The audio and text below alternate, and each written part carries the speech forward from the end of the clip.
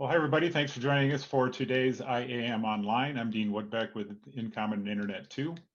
And IAM Online is brought to you by InCommon and also the EDUCAUSE Higher Education Information Security Council. We will be taking questions again by the chat. And if you are new to Zoom, you can hit the chat button that's at the bottom of your screen and that'll open the chat window. I would also point out that the default for the chat is to send a message to all panelists. If you would click on that drop down, you'll see an entry that says all panelists and attendees. That's what we'd prefer so that everybody can see your question, and then also everyone will see the answer if it comes up. So without further ado, I will introduce Jessica Fink, who is also with InCommon and Internet 2, and she will be our moderator today. Jessica? Sure. Hi, everyone. I'm really excited for the presentation today. We've got 6 folks with us who are part of the community, and they have all taken that next step to get involved with working groups and advisory committees. And so this session today will be pretty informal, conversational. The idea is to give you a sense of what brought them into the committees, what invited them to take that step further, and answer any questions you may have about getting involved with the community.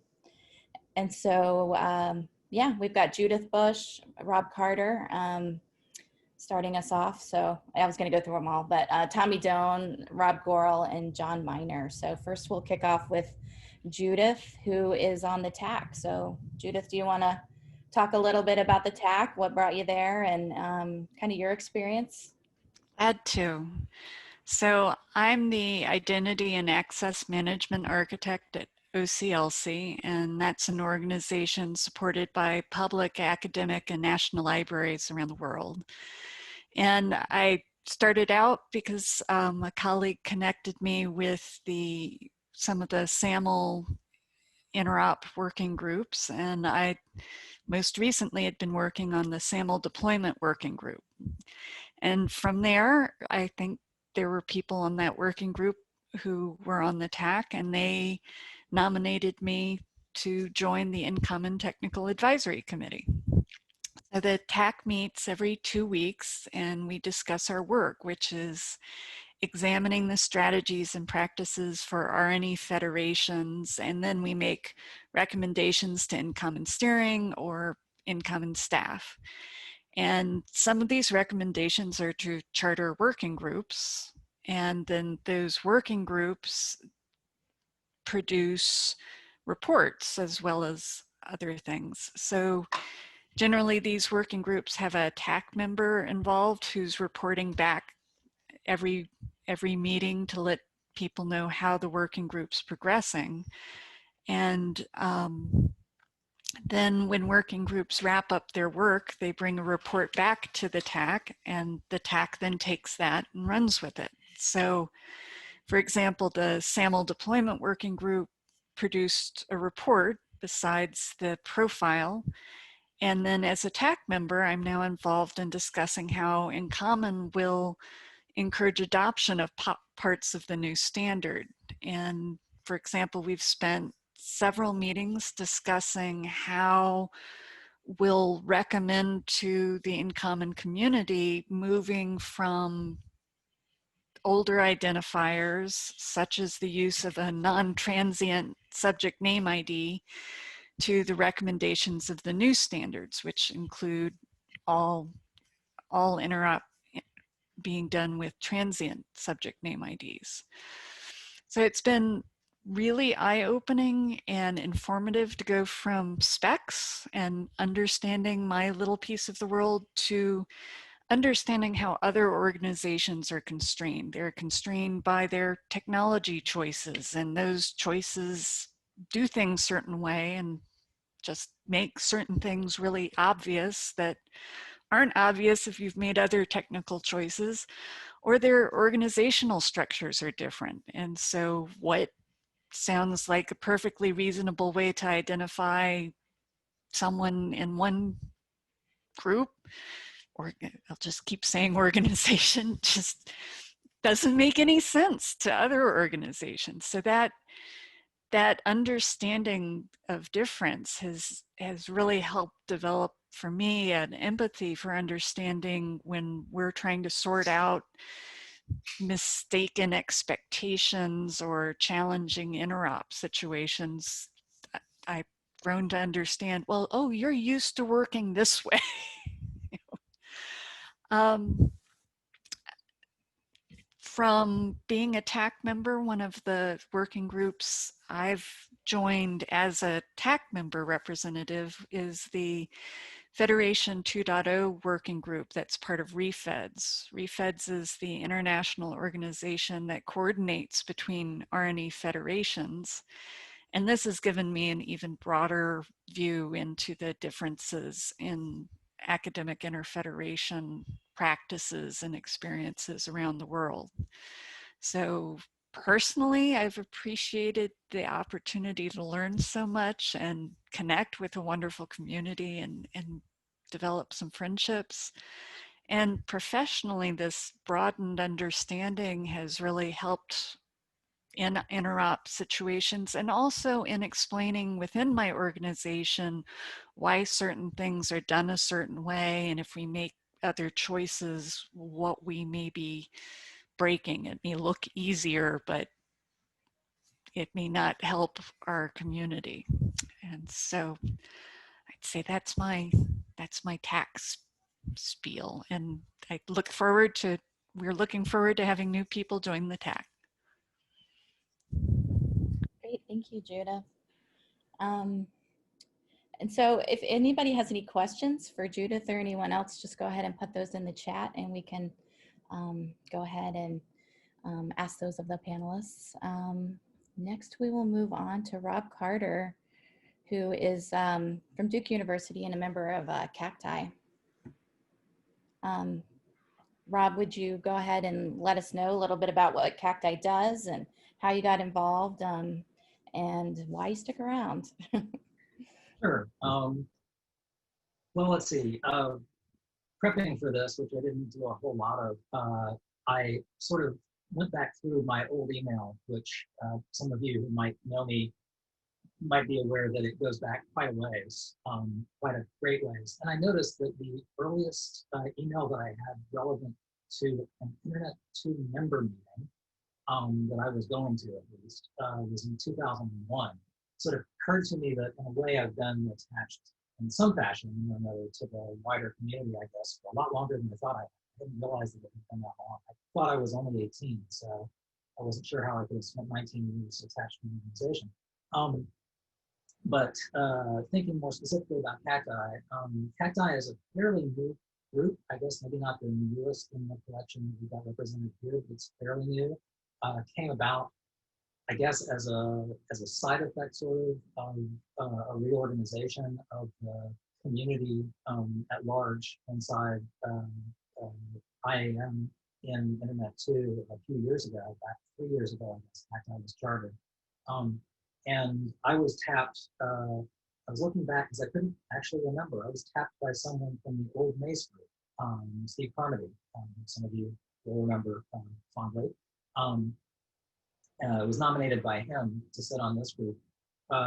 Cacti, to some extent, I guess, was kind of a follow-on to Mace. Mace was the middleware architecture committee. Cacti is the community architecture committee for TNI, Trust and Identity. And so we have a slightly different focus, I suppose, than Mace had.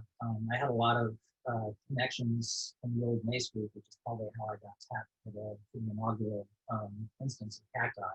I'm actually in my second round with Cacti now. I've been nominated and I was lucky enough to stay on. So if that's any indication, I'm elected enough, I wanted to stay on for a second term. Cacti is, I think of it as kind of like an analog to TAC in a way, where TAC is very focused on some specific technology issues. Cacti gets to focus, I think, more on, on some of the technical issues, but also on more community issues. So we've had conversations in our biweekly meetings that have ranged all the way from how do we go about helping people find and retain good staff who know the right things about identity.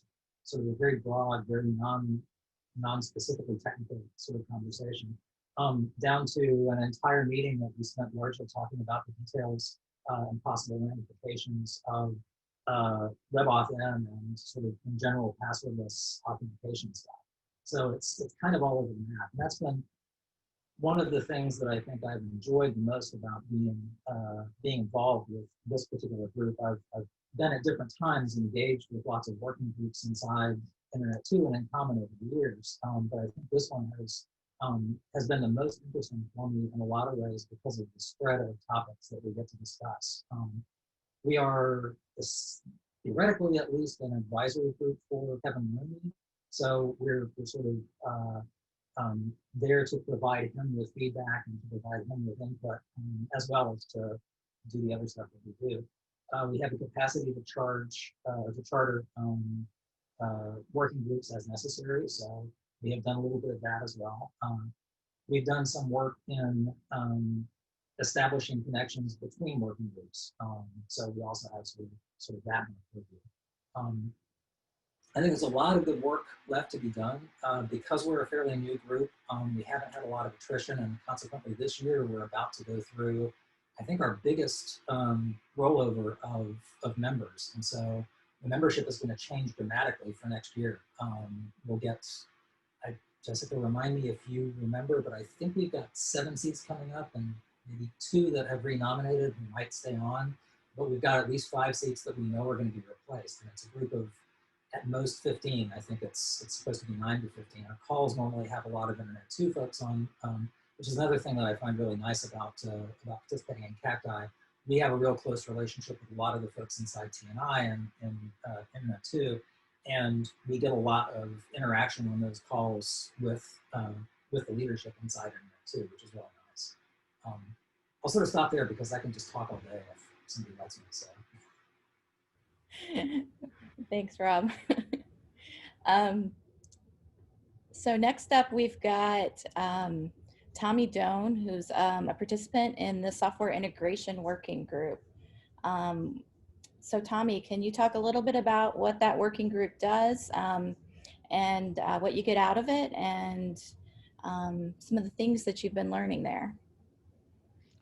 Yeah, my involvement is really was spurred in the software integration group because of our need at SMU to come up with an architecture diagram to show how Internet 2 and other universities have integrated the TAP products together.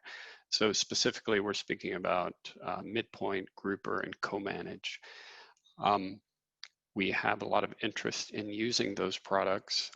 Each of them has a lot of strengths that are of interest to our campus, but it's not clear, or wasn't clear, how the products would integrate with each other and form a system.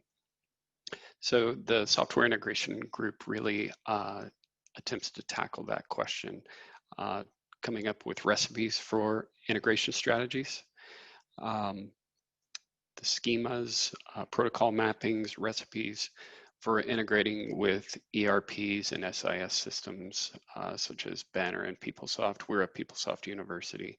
So speaking with others about strategies for doing so and recipes for doing that, especially with universities that are already attempting it, has been very valuable. I would also say that it's just an opportunity to hang out with smart people. A lot of times I'm just listening in on the conversation because the challenges that are being discussed are very similar or the same as challenges that we have at our university. And occasionally I'm able to offer a new perspective that might help influence the discussion, but a lot of times I'm just listening and gaining a lot of value in that way. I would say that our primary interest has been in the integration between Co-Manage and Grouper, but secondary interest in integration between Co-Manage as a person registry and Midpoint as a provisioning system. So that's an example that I think a lot of campuses would have interest in. And so those are some of the things that the software integration group is tackling. One other thing that I would say is that we've discussed in the working group is we're very interested at our campus in finding marketing strategies, for lack of a better term, for the TAP products. So we certainly have had visits from commercial IAM providers, and they definitely do a good job at marketing their products, which is no surprise. And so they come across with slide presentations that are brief and targeted and very persuasive to manage IT management. And we find that there's not anything quite equivalent about the Internet to TAP components. So it's not that we want Internet 2 to come across as attempting to compete with those commercial offerings per se, but we do need something that we can take to our IT executives and essentially sell open source options to the management team. And so from that perspective, we do need something like a marketing strategy for the TAP products. And so that's been another thing that's been a topic for the working group.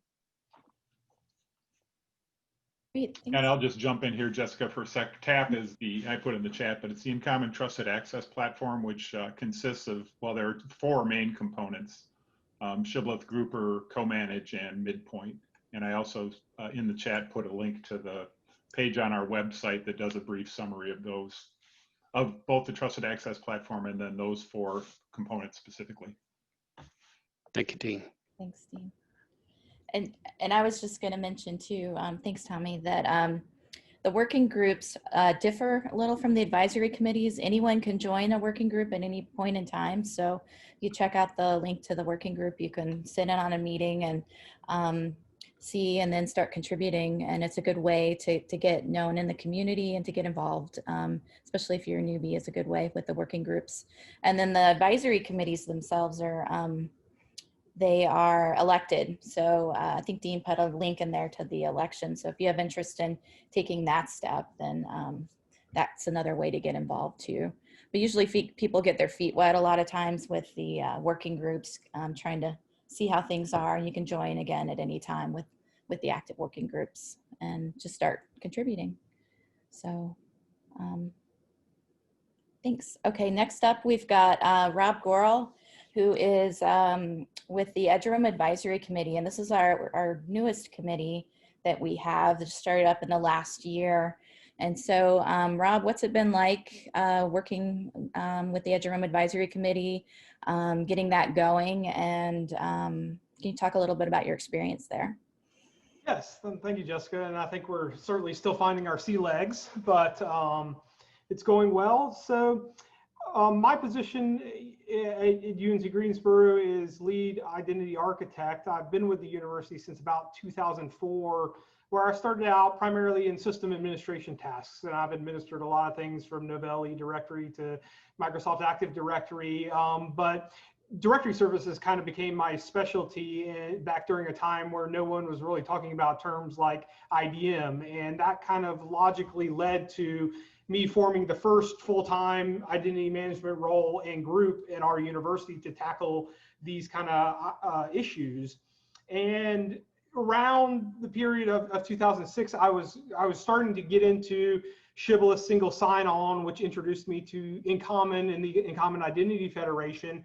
And that's where I really found the community at that point, to know that there's a much larger group out there tackling these issues. And kind of around 2011, I believe I found myself at an Internet 2 member meeting locally in my area. And I had seen a showcase of this little known service at the time called Eduroam. And I had set in on this thing and I was like, wow, that's kind of interesting. I want to take this back to my university and see if we can do anything with it. And this was in a time where, you know, this was before Eduroam was operated formally by Internet 2 InCommon.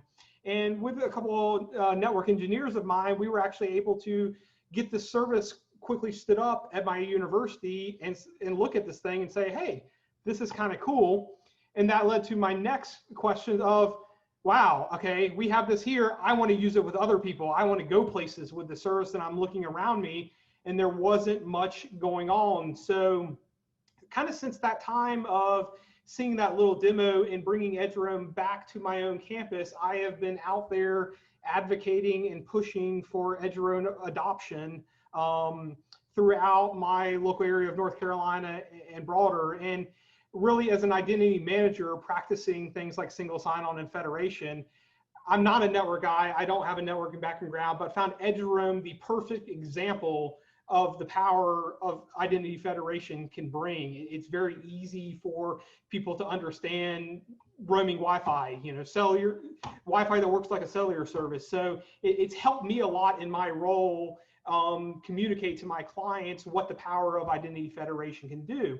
So for those reasons, it's been something I've personally been interested in championing for a while. And when I heard Internet 2 was forming the first Eduroam Advisory Council committee to really tackle these issues of Eduroam, it seemed the perfect fit to let me do what I've been doing on a much larger stage and grander podium. So when that opportunity came, I jumped right on it, wanted to be involved from the very get-go. And like Jessica said earlier, we're in our first year, so we're one of the newer committees. I had to be a little careful what I asked for, because not only did I get on the committee, I got volunteered to co-chair the committee. And this is my first committee and my first chair among the Internet 2 community. So I kind of got the double whammy there. But what the Eduroam Advisory Committee is charged with doing is, we are an advisory group to Cacti, and you heard Rob Carter talk about what Cacti was a few minutes ago. We are an advisory group to Cacti specifically about the Eduroam US mission and their strategies and practices for Eduroam itself. So we also have the ability to spawn working groups to dive into particular issues. Eduroam itself,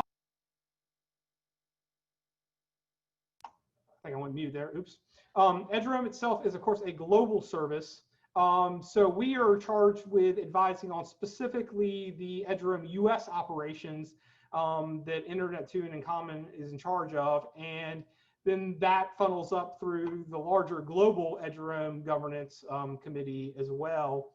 But we're tackling issues that are US specific to the Eduroam service. One of the first things we've worked on and formed a working group around is to come up with a best practices guide for deployment of Eduroam in the kind of US context. Not how to deploy Eduroam as much as lessons learned from those of us that have been doing this for a while that will make your Eduroam deployment better, more efficient, more straightforward. And we have currently drafted that document, and I believe it's getting ready to go out for community review here in the next couple days or week. So that's been one of our primary missions as we've sort of, like I said, struggled to get our sea legs as a brand new committee.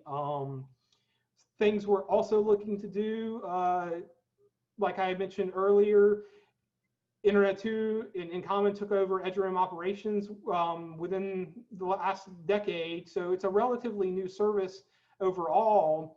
And we've been operating the service quite well in growing it for some number of time. And I think what we're looking to do next is what's on the horizon for Eduroam as a service. What is next generation Eduroam look like? What do we need out of next generation Eduroam? And that's something the EAC is looking to advise Cacti on, about what the next evolution of the service might look like to continue expansion, to adopt new clients, to go beyond higher education and get Eduroam as pervasive and out there as possible. Because like so many of these services in the identity and access space, they depend on wide scale, ubiquitous adoption out there, right? And Eduroam is no different. So that's really where, for me, the community comes into play, of having that kind of one voice, that one common vocabulary that we can all get out there and talk about these things to really further their spread in the value they all bring to us. And the same can be said about InCommon as well as about Eduroam. So.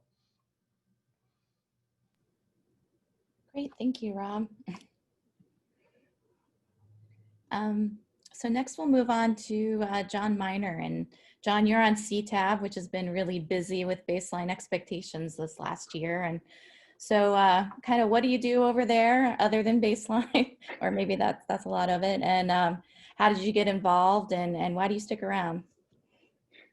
So the short history for me, and it's kind of funny, but a bunch of us of the same age all came in through the Novell angle because it was a directory thing. And then you got into directories and then got into stuff with Keith Hazleton. So that's kind of how I wound up into the Mace sphere and the Internet 2 sphere. I did a lot of work on the tier project. And I really got dragged into CTAB because Brett Bieber knew a sucker when he saw one. And he pulled me in. He would normally probably be doing this sort of presentation, but he's off today. What does CTAB do? We try to preserve the trust in the federation. Between the members and between InCommon and other federations, we work on baseline, which is the majority of our work. Formerly the, what was it? I'm drawing a blank on what the previous name was. Assurance Advisory Committee. And so we try to dance the line to keep the federation trustworthy, to keep moving forward and raising the bar on the level of trust between the members and externally to the federation, but at the same time not losing anybody and trying to keep everybody together. We advise steering on how we can do that best. Steering really makes the eventual judgments. We deal with complaints between members, although we've had very few. We deal with other sorts of any trust related issues, I guess is probably the way to look at it. It's a lot of kind of reviewing and judging on technical issues, kind of playing nice together in the sandbox issues. I really enjoy it because it's this like trust that holds all of us together, right? The whole federation like falls apart if all of a sudden we're all hating each other and we don't want to consume each other's identities. Another big part of what we talk about are things like RNS and entity categories and looking at how we can greater expand the ability for SPs and IDPs to commingle and communicate without needing all of the bilateral agreements that everybody seems to find so popular today.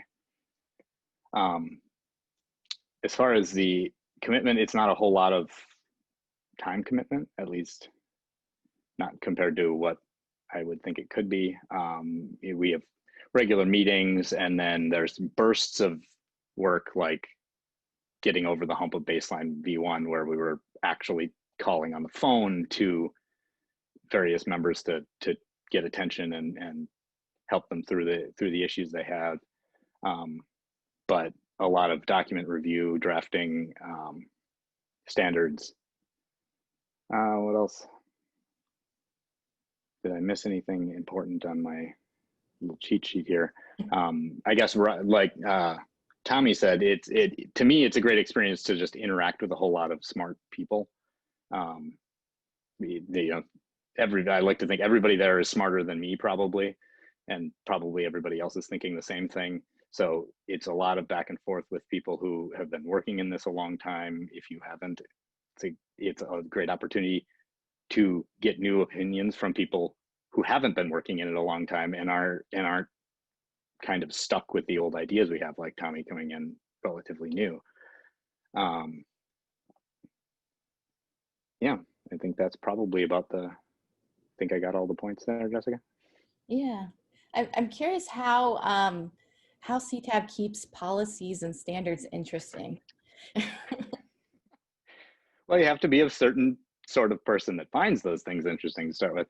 To me, it's interesting just because that back to that angle of trust of that without the policies and without the care that we all put into making sure that we're trying to meet a good standard that everybody can get to, the whole thing starts to fall apart.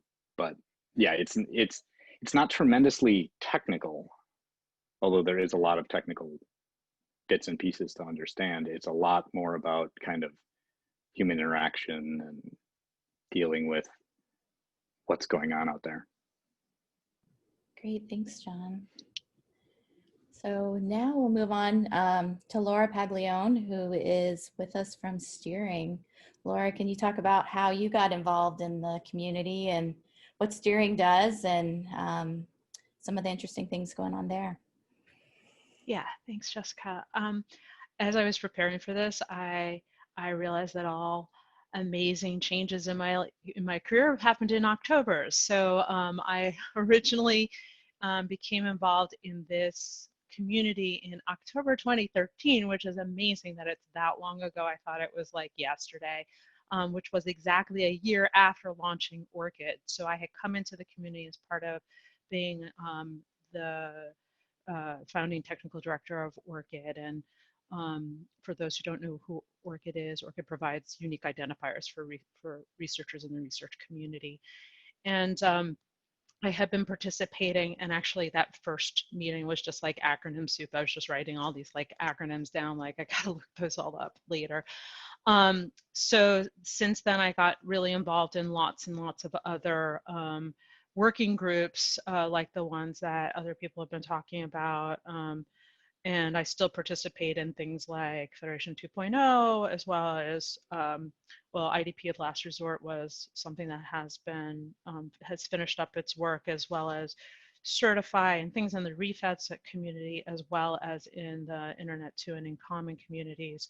And approximately 3 years ago, I as part of being on ORCID, it seemed like time to deepen my commitment and my relationship with this community, and actually put my name in the hat for something other than steering. And then I got a call, hey, you should do steering.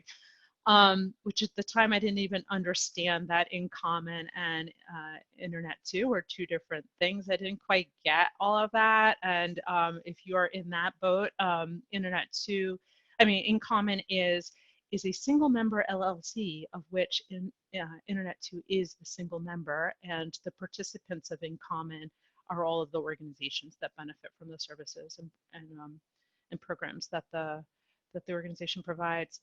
And that includes things like the certificate service. Eduroam is run by that. US Eduroam is run by InCommon, and there's the software portfolio is now part of InCommon, and the training that goes associated with that. And the main purpose of steering is to provide governance over that separate organization. So it is a governing body. It has like all the things that you would expect in like a regular board of, you know, fiduciary responsibilities, sort of, and just making sure that the organization can sustain itself. So the cool thing about steering is that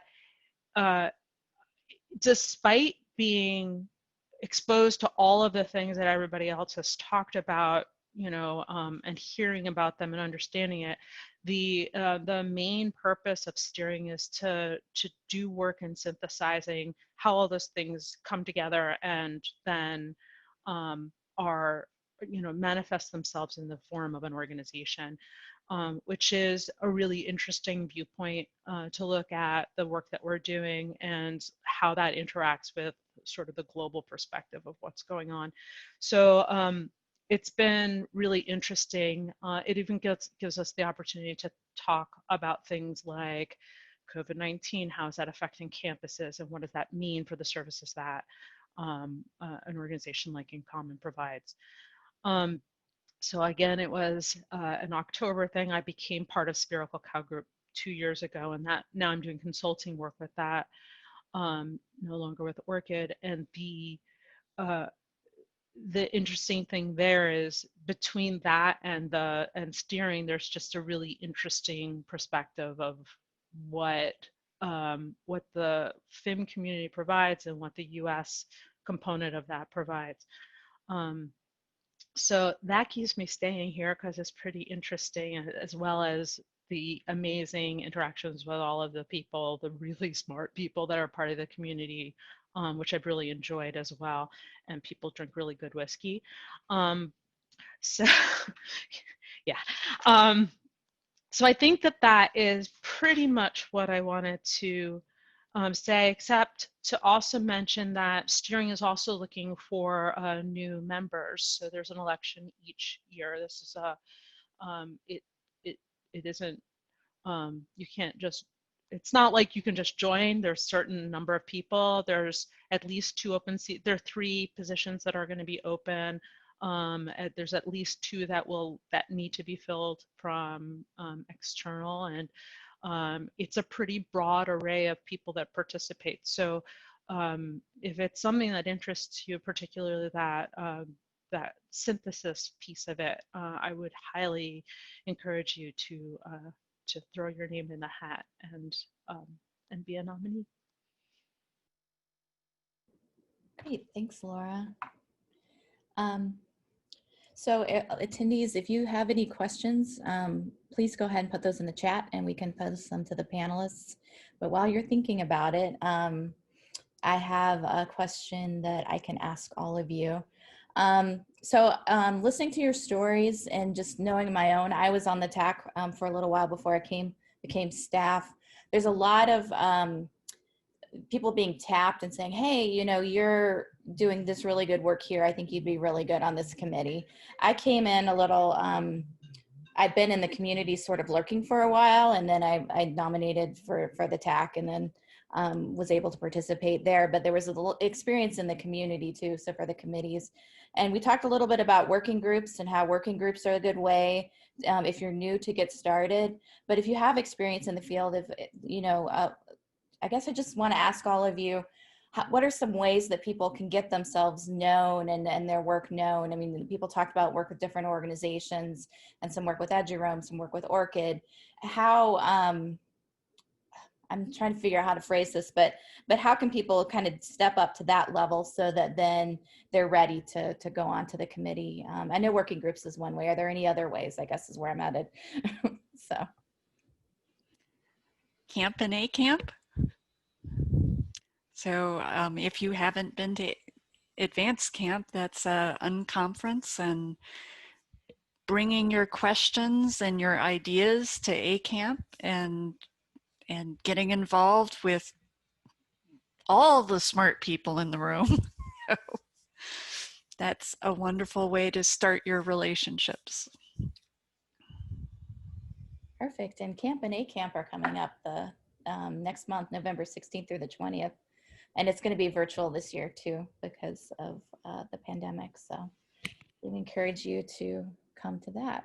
So I would certainly say just getting involved, just don't be afraid to just start.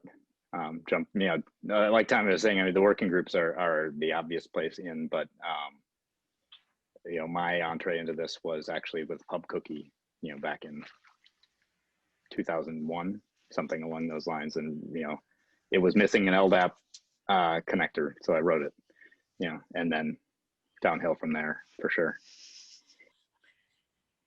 Yeah, and I would also add that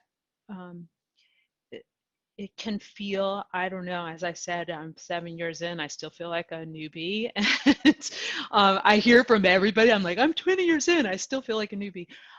So like literally everybody, well, many people feel that way. And so it's, there are lots of organizations that are really supportive. There's like a women in identity group that's really active. There are other groups that are super active, and literally there are just about anybody in the community can walk up to them and go, I'm lost, can you bring me around for a while? And you know, people are very, very willing and open to do that. So I would just encourage, like, you can find a buddy or you can join one of these other groups, and that helps with you know, kind of helping to figure out where you fit.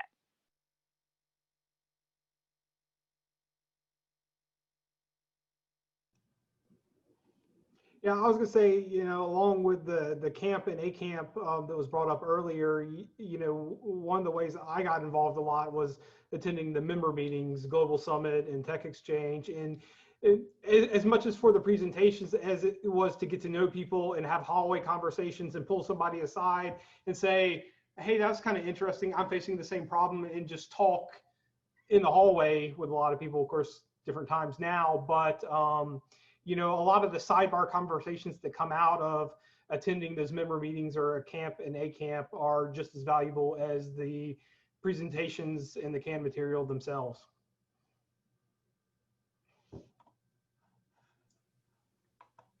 I might add that maybe a place that I got started was just attending webinars.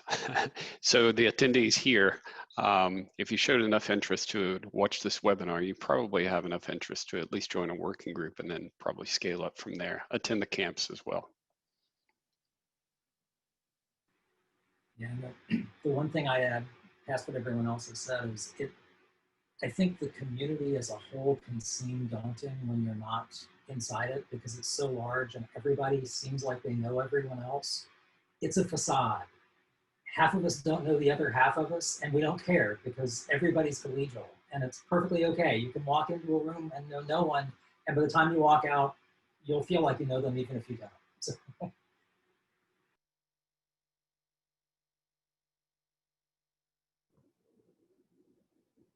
Great, thanks everyone. So let's see, I have another question for you. So one of the reasons that we have these working groups and these advisory committees, right, is to move the work forward. And, you know, it can be pretty cool to see something that you've worked on become a thing, right? You know, that start, you know, very small and then move into something big that's out there in the community and that people are talking about.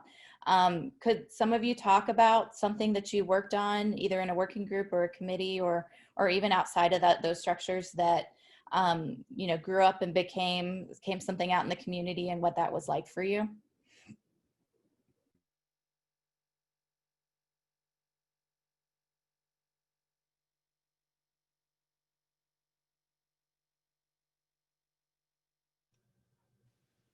I can go. Nobody's talking. One of the first things that I participated in was the FIM4R working group, which talked a lot about like how the tools that we use in identity management specifically relate to research and research projects, particularly virtual organizations that are doing research.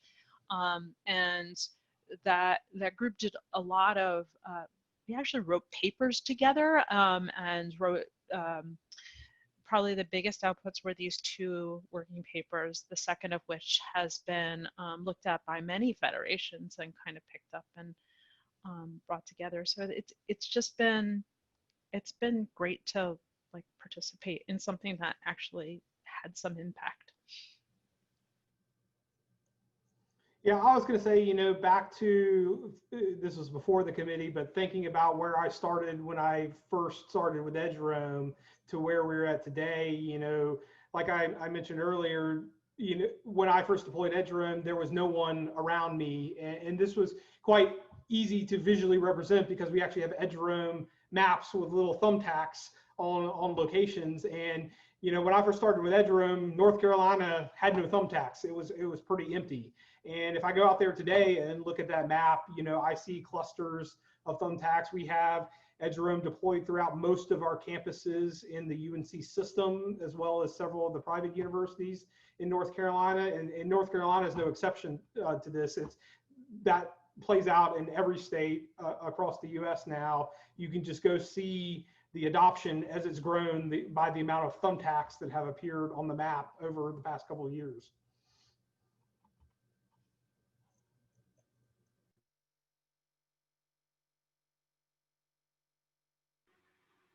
Yes, this is maybe not quite in the same vein, but at Duke we sort of got the bug for multi-factor authentication in an odd way, I think early, for a variety of reasons that I don't need to go into. But we did a few talks at member meetings back when we still had member meetings instead of TechX and such, about our MFA approach to things. And sort of miraculously, as things coalesced around that same time, working groups started spinning up, including the MFA cohortion group that some of you might remember from back in the day when we were still not really implementing multi-factor in lots of places. And it was really phenomenal in a way to sort of watch that whole process go from nobody's doing it or some people are doing it, but they're tenuous about it to, okay, everybody's done that, let's move on. It's kind of a, you know, it's one of the first things I think I ever saw happen from cradle to grave in that sense. Well, not grave, but cradle to normal or something. Yeah, I would say that same thing about many of the TAP products. Having kind of been watching the community for a while, I can think back to early member meetings where, you know, it was like group or what, you know, co-manage what. And, you know, now these products are kind of front and center on the main stage. And it's been real rewarding to watch their journeys.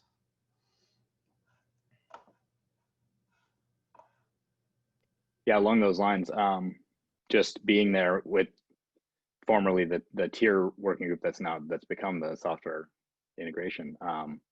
It's exactly that, right? We developed all of the ideas that turned into that, the tier architecture, the grouper deployment guide, a whole bunch of other artifacts that are still out there.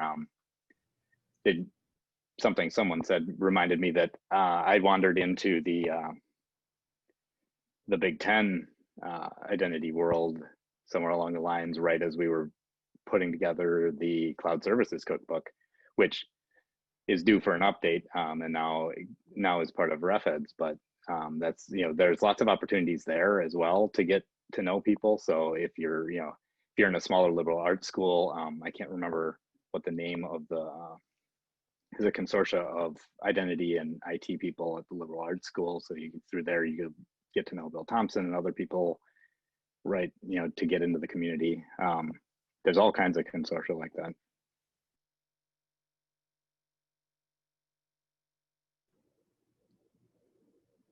Great. Well, thanks everyone. Thank you for telling all of your stories and, you know, participating in this webinar. So I appreciate hearing from all of you and encourage all of you here to participate in whatever way that you can. And if you have any questions about what you should do, you can always email me, jfink@internet2.edu, and I can help you find your way and connect you with other folks in the community that can answer any of the questions you have about how you might want to participate and what's going on. So that's a big piece of my role here is making sure that those of you in the community are able to get involved how you need to be. So I'm going to hand it back over to Dean now. Yeah, just a couple of announcements. This came up earlier, but Camp and A-Camp is our virtual meeting that's replacing the TechX experience this year. Camp, there are track sessions and case studies and software project updates that'll take place. Two basically half days are going to be 9:30 Eastern. Eastern time will be 9:30 until about 2:30 p.m. Trying to arrange timing to accommodate the West Coast in the US and Central European time is challenging. So unfortunately, people on the West Coast will have an early morning those days. And then the advanced camp, which we set the agenda at the event in the first session, is 3 days, 3 partial days, November 18th through the 20th. And I put a link in the chat earlier where you can get to the page on InCommon.org. Our program committee just met a couple of hours ago, and we're probably 2/3 of the way through evaluating proposals. And so we should have a complete schedule out probably toward the mid to end of next week. So that's what's going on with Camp and A-Camp this year. I also put a link in the chat for the evaluation, if you could take a couple of minutes. And also, if you have ideas for IAM Online sessions, there's an open-ended spot there in the form. So that's it for today's IAM Online. Thanks again to Jessica for coordinating all this and then our speakers. And I hope all of you have a good rest of the day.